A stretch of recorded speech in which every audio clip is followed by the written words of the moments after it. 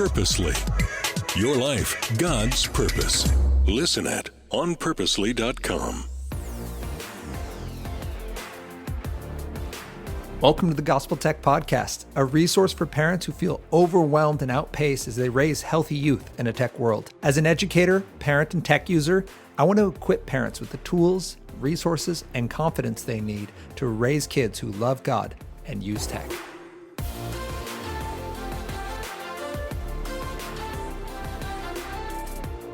Hello, everyone, and welcome to the Gospel Tech Podcast. My name is Nathan Sutherland, and this podcast is dedicated to helping families love God and use tech. Today, we are joined again by Brent Dusing, CEO and founder of TruPlay, a Christian gaming and content studio. Welcome, Brent.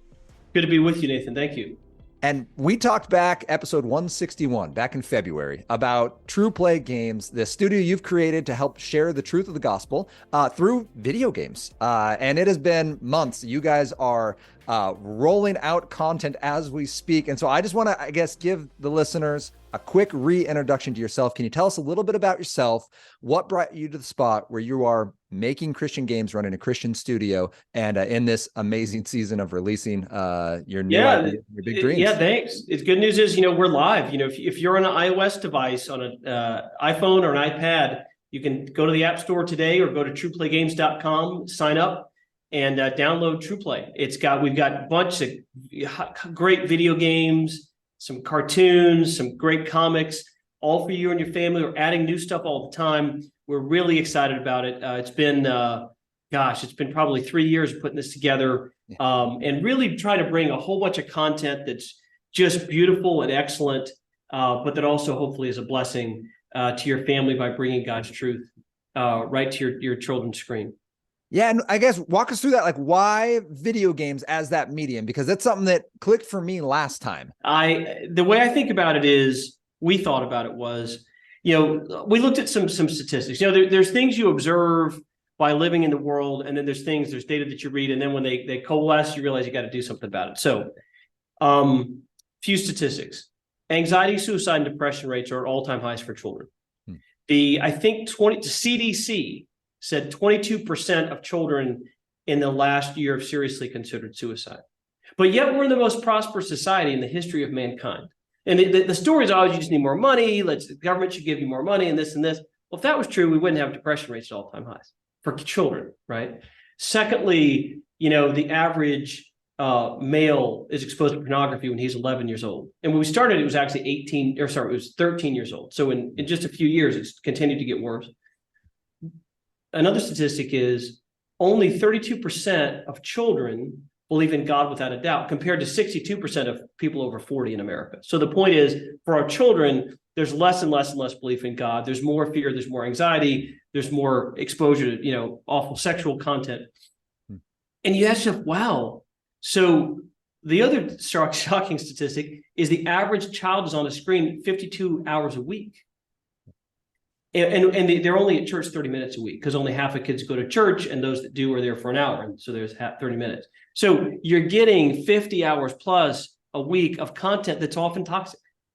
And a lot of it is video games. More money and time was spent on video games on just phones and tablets than at movie theaters in the last few years. And people, it's funny in our culture, because movies are 100 years old or more, they're viewed as kind of like almost like the cultural epic of storytelling, and whereas games have often been viewed by our culture as kind of this silly time sink, right? But this because we're about the same age. If you grew up in the 80s like I did, you grew up playing games, Super Mario Brothers, Zelda, Sonic the Hedgehog, whatever that was, and people graduated into PlayStations and Xboxes and etc. And now it's a very common part of the cultural experience. And yet all of this time and money is spent, whether it's Fortnite or Nintendo Switch or the days of Candy Crush or Minecraft, and yet where's God's truth?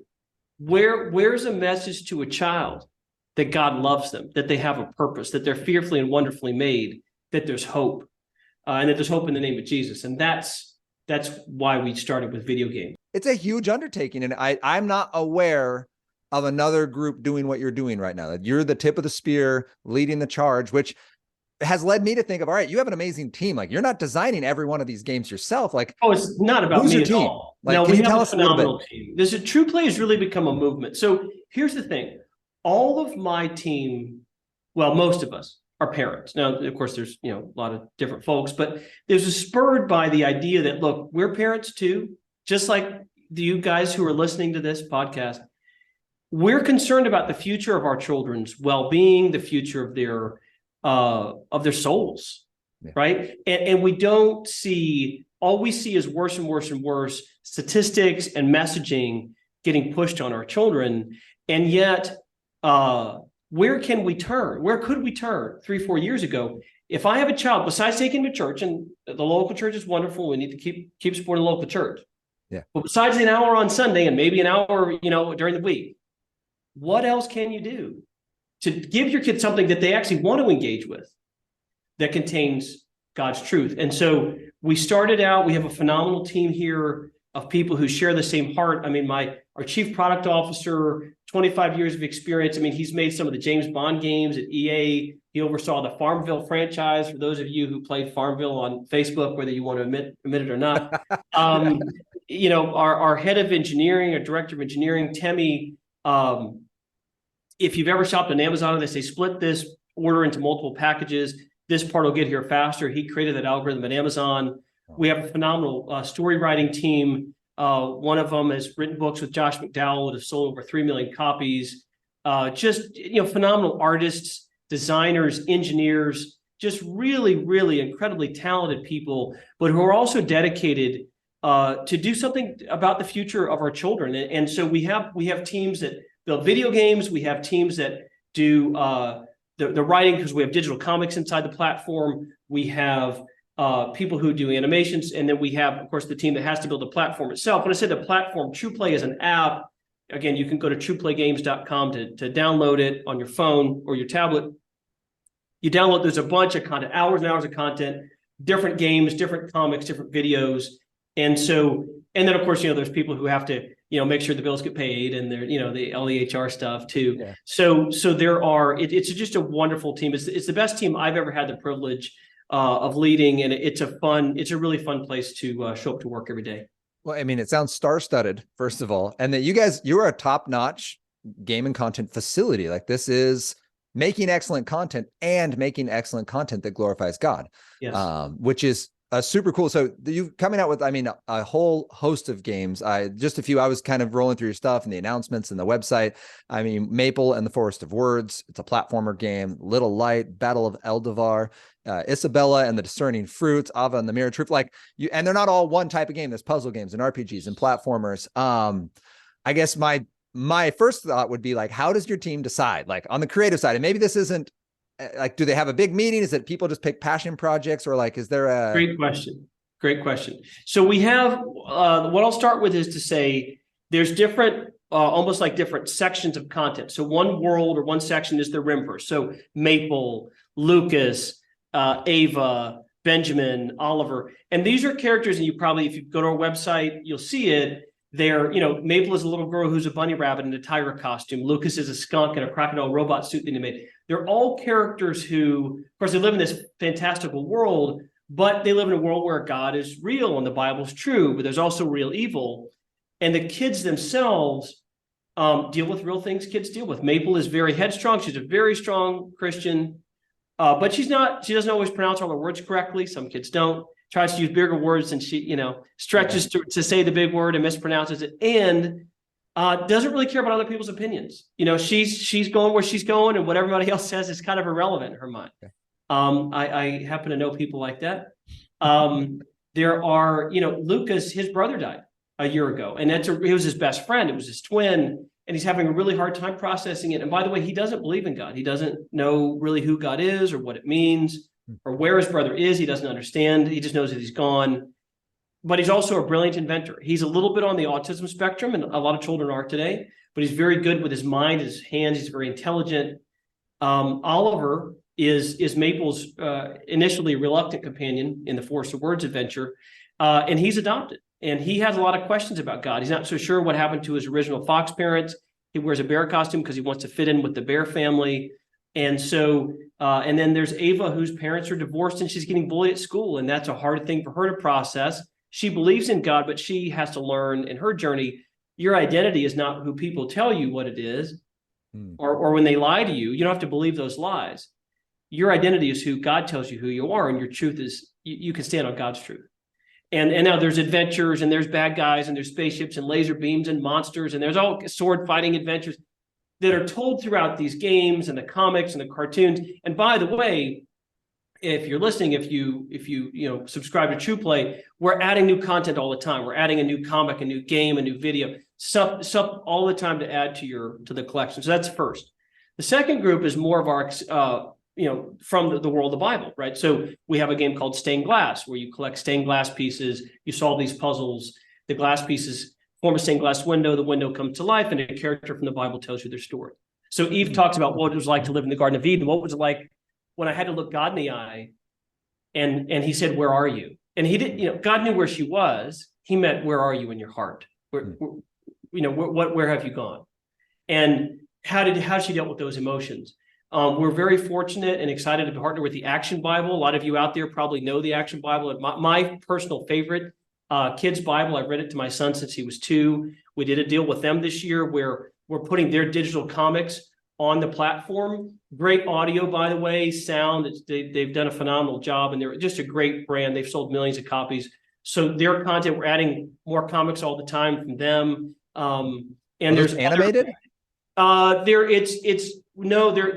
digital comics, so you read them through through a reader basically, but inside the platform. So I don't know if you've seen this, but if you look at the statistics, the number one readers on screens of books are kids, of course. My kids at home read all the time on their screens, and comics have still maintained as a very popular media form. And again, the Action Bible just did a phenomenal job with their printed Bible, and they've sold millions of copies. And so to bring that in the digital experience as well, but the characters are narrated by really great actors. There's great music and stuff. So it's a really well done part of the TruPlay platform as well. We're pretty excited about that too. So the point is, there are biblical games we're making. We're making a game about King David that's coming up, soon. So it's a little bit like, in some sense, like the Netflix model, where there's content we have, then we're adding new stuff all the time. A new comic, a new game, a new video, or new levels to a game that was successful. People really love the Maple game. We'll make more levels, those kind of things. Yeah, which, I mean, in twofold.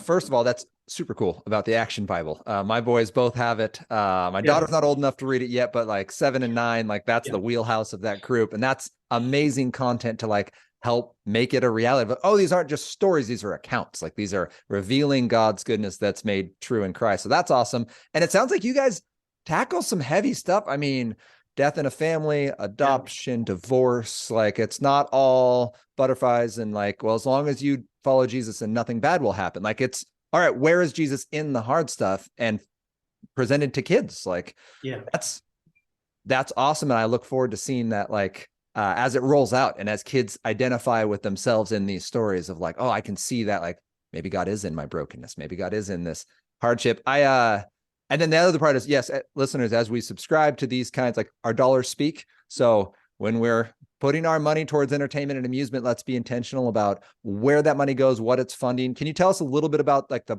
process? You mentioned there's an app, it's subscription. Like what does that look like for people? Yeah, so you just go to TruPlayGames.com. You can buy it immediately on the website. You can also buy it through the App Store, but if you buy through the website, you can read all about it, and you can read about us. And we've been endorsed by phenomenal just organizations, the Billy Graham Evangelistic Association, Promise Keepers, Pastor Jack Hayford, who unfortunately passed away earlier this year, had endorsed one of our games previously. He was such a great guy. We've been endorsed by Candace Cameron Bureau, and just a bunch of phenomenal groups out there that we're really honored to be endorsed and supported by people like that.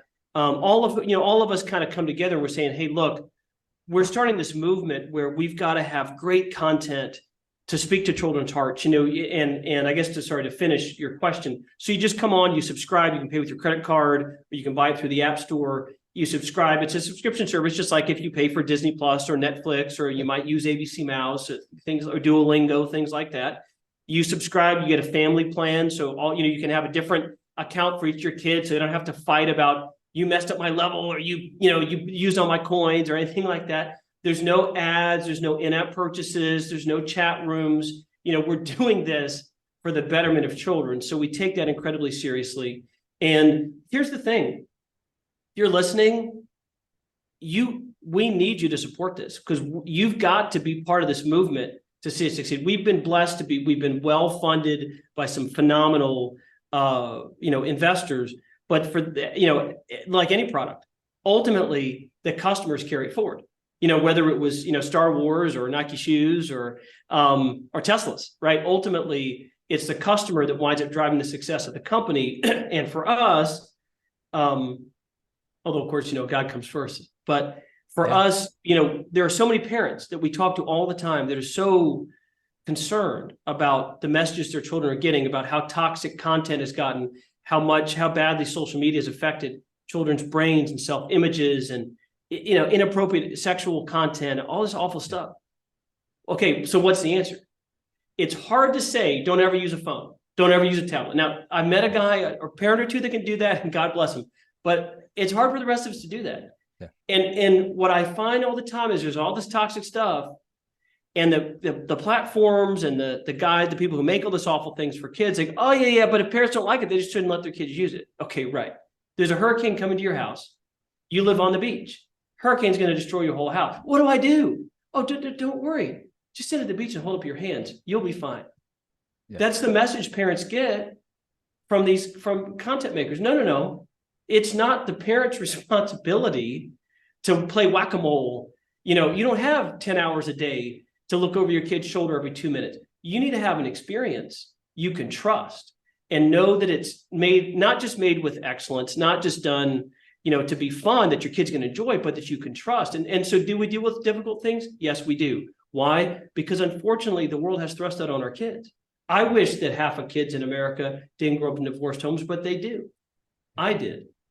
I wish that you didn't have, young children dying, but there was a girl who was one of our testers who passed away a year ago from cancer. It was a terrible story. I wish that wasn't true, but it is true. I wish kids didn't get bullied. I wish kids didn't get lied to about who their identity is, but they do. So we're not going to do anything that you're going to find inappropriate. Are we going to deal with some things that are a little difficult? Yeah, we are. And are we going to bring God's truth? Yes, we are. And that can look like a game that's about a Bible story. We're going to talk about Eve in the Garden of Eden, Noah building the ark. We're going to talk about King David. We're going to talk about Jesus. But we're also going to have this fantasy world with, bunny rabbits and tiger costumes and skunks who fly around in a crocodile rocket suit, fighting bad guys, because we want children to feel empowered and the excitement, just like, you and I felt when we watched Star Wars when we were kids. George Lucas in the 70s, and I wasn't quite born when he said this. He said, look, children of today, this generation, he meant Generation X, don't have a fairy tale.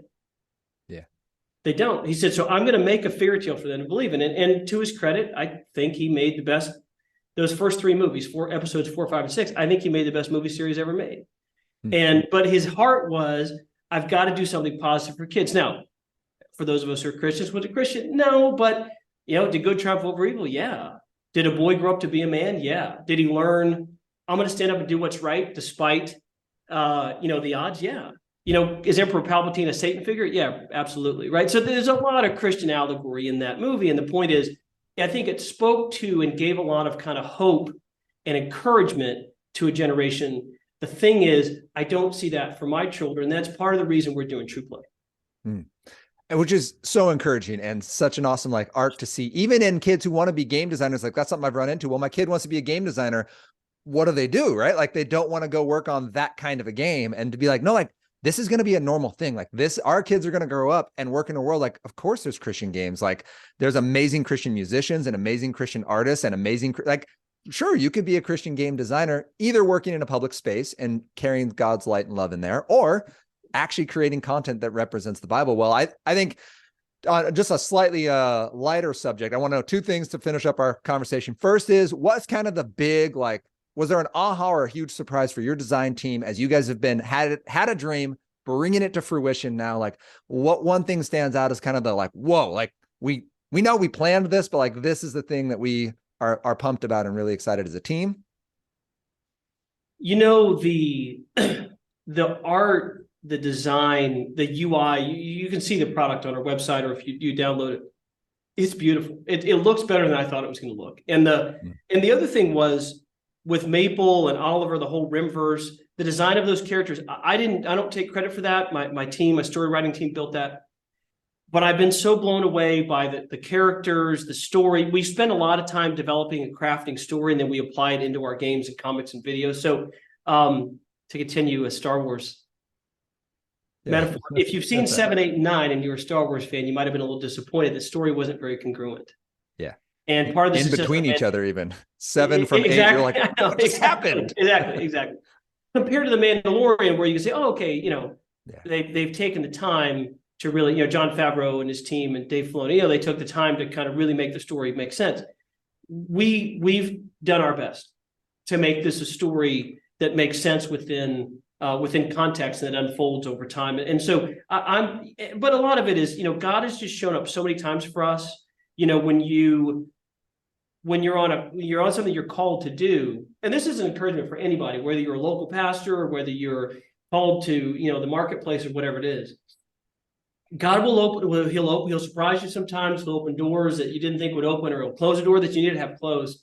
We've had so many instances of that. Even yesterday we had to re-record some lines from a voice actor because we're releasing and it just wasn't quite right. And he was there that day and banged it out. It was great, a bunch of great takes, and we got it all fixed, but it was like right on time. And so just a moment of kind of, God showing up for us. Yeah, that's amazing. This may or may not be way out of left field. My final question is, do you see TruPlay ever getting into like creating competitive games, like games that are intended for competition play? It's a great question. Look, there's a lot of options that are on the table. We're really focused right now on delivering a great experience for families. Over time, we will continue to build more types of games, more, more comics, more videos, more cartoons. But we look to our customers to see what they like to do. If people say, hey, this is a kind of a product I really want to see inside the TruPlay app, I want to see this kind of a game, we're certainly open to that. There's all kinds of ways gaming has evolved. We'll always do it in a way that honors God. We'll always do it in a way that keeps, children safe, from some of the, ways that multiplayer games can kind of bring in some nefarious things. We'll always start with that first. But again, those are options we can look at down the road. That's awesome. Well, thank you for humoring that. I live in Washington State. The state is officially rolling out competitive gaming as a high school lettered sport. Wow. So our high schools will be having that. There will be a state competition.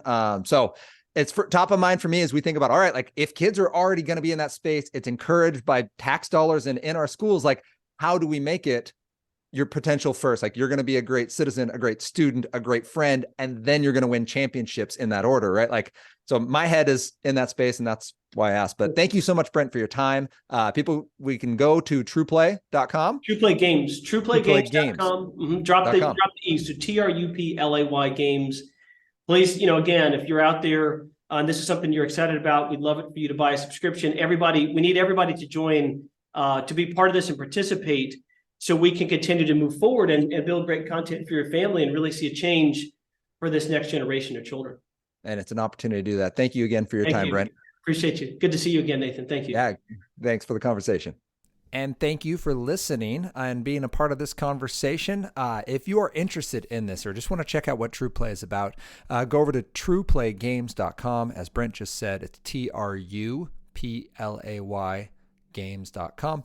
And it's the TruPlay. It's live. I'm looking at it right now. You can play it on, or you can join it on any Apple device, iOS device.